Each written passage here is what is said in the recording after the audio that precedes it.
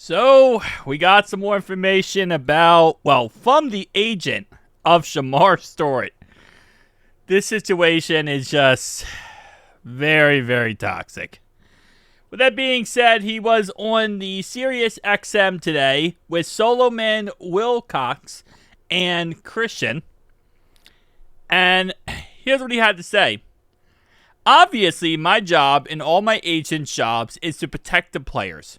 Simply put, Shemar would, and of course, love for his contract to be as protective as the rest of the Bengals teammates in the past. And simply put the way the contract currently reads is not as protective. Which, based on what we understand, it's because of the fact that he is, they're not guaranteeing all 4 years. So if he gets hurt or if he's not on the roster and he gets cut, let's say after 3 years, they don't want to pay him all the bonuses and the extra stuff if he's not on the roster after 4 years. So pretty much if he's a bust and we have to cut him after year 2, which usually never happens for a first round pick, let's be honest, you put so much capital in that player, you're not going to get rid of him. But we want to have the ability to move on if we need to. In what way is he not protected? In the way that if you sign a contract, your money is guaranteed. Let's say it should be guaranteed. And if there's ways to get out of it, it would not be beneficial to the player. So again, they have a clause of different things that would void his contract. And that's the problem. Contracts are based on precedent. So when Shemar has never asked for anything more or less than protection than any of his teammates, it's a simple fix. It's just say, hey, this is precedent. Let's keep the precedent. I can't say that word correctly, by the way. But he continues and says, it's essentially that when a player signs his contract, it's guaranteed. It should be completely, fully guaranteed. Obviously, if there's certain circumstances that happen, the team should be able to void. However, again, if you want to make changes to the precedent, it should be negotiations. It should be a give and take. It shouldn't just be, hey, we're changing this and sign it or go scratch. Yeah, I mean, again, based on what I understand, based on what I'm hearing, the Bengals aren't really that confident that he's going to be a superstar. I think they took him knowing in their head that he was going to be a project. And I'm not saying he can't be great, because obviously there's projects in the NFL that are absolutely amazing, right? But I think they took him knowing he would be a project, and they're scared if that project doesn't work, then they're going to be on the hook for a 4-year contract. And that's the problem, right? It is what it is at the end of the day. Obviously, the Myles Murphy situation hasn't worked out recently, and maybe, that's going into the factor. When you look at the fact his college career, he hasn't put up crazy numbers and crazy statistics. It makes you a little bit more timid about the draft pick. I think he's going to be great. I think he's going to be amazing. I think this whole situation is stupid, and we should just get him signed and moved on. That's what I think. That's my personal opinion. I just want this whole situation to be done with. And it's not me taking the player side, quote unquote. This is me saying I'm tired of this back and forth that's causing this problems and causing us to start the season slow because of off-season drama. I'm tired of off-season drama. It's not worth it. If he ends up being a great player and he ends up being one of the best, then cool, right? That's good. And yes, it's a gamble, but it's a gamble with every first-round pick. So, let's just move on and get him signed. All he wants to do is be a Bengal. This guy was so excited to get drafted by the Bengals. All he wants to do is be a Bengal. All he wanted to do be on the field and show the Cincinnati his fans the incredible specimen person football player that the team was lucky to draft when they drafted, and he's not allowed to do that. No, he is allowed to do that.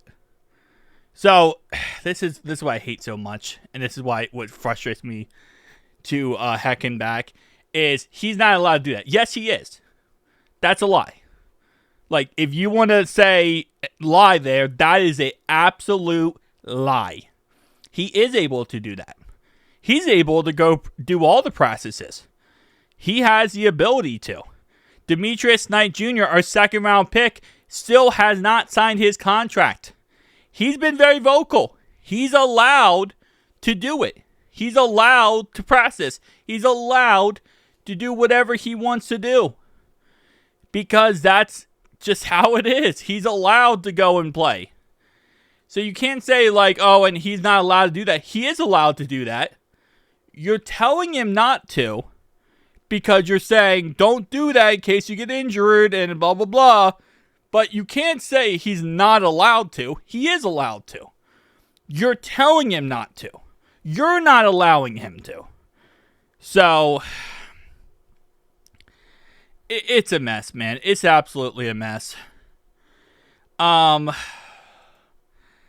We do have the Bengals captain here said, I think Shemar Stewart needs to follow Zay Flowers' lead here. Leave Zach with baby Gronk. Zay Flowers is eligible for a contract extension at the end of the 2025 season and has signed with Patrick Whitsel's new sport agency for representation. Flowers is leaving loyal above all, and its creator, Zach Heiler. So Zay Flowers is actually leaving the contract group or the agency that, Shemar Stewart has. And he's moving on to a different agent because obviously he feels that the agent isn't good enough,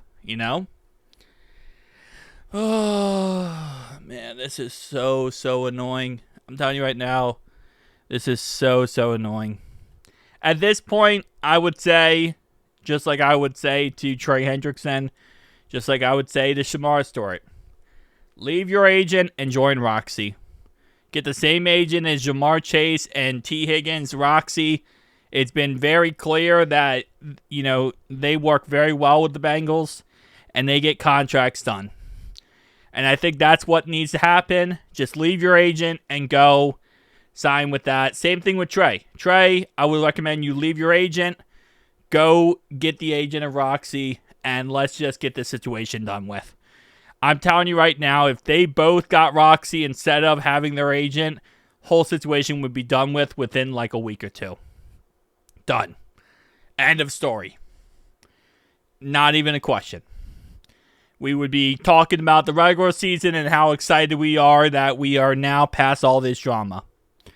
But instead, we are going to be in this drama until August, until September, until October, until November, December, whatever. And it's not going to stop because these agents are really starting to tick me off. And listen, I'm not sitting here saying the Bengals front office is not, guilty at all in any way. No, I'm not saying that they're innocent in all this stuff. But it's also these agents that I feel like they're frustrating. Trey Hendrickson's agent, we have already talked about many times. He signs a contract with Trey, right? He helps the contract get signed for Trey. And then 6 months later, Trey wants a new contract. That makes no sense to me. Your agent's job is to make sure when you get that contract signed, everything is done, you're getting the perfect deal that you want. How did he work out a contract and then 6 months later, oh, I don't want that contract anymore? That means your agent isn't doing his job. He should fire him. Shemar Stewart's situation, if Zay Flowers is leaving, you probably should just move on and get a new agent. I don't know. Because if your agent is saying, well, he's not allowed to practice, that's a lie. That's a lie. Now, you could say, we're telling him he shouldn't be practicing. We're not allowing him to practice. Instead, you're saying he's not allowed to, like the team is stopping him. When Demetrius Knight has made very clear, he's throwing that contract to the side right now and worrying about, being the best him he can be. Idiotic. Peace out, guys.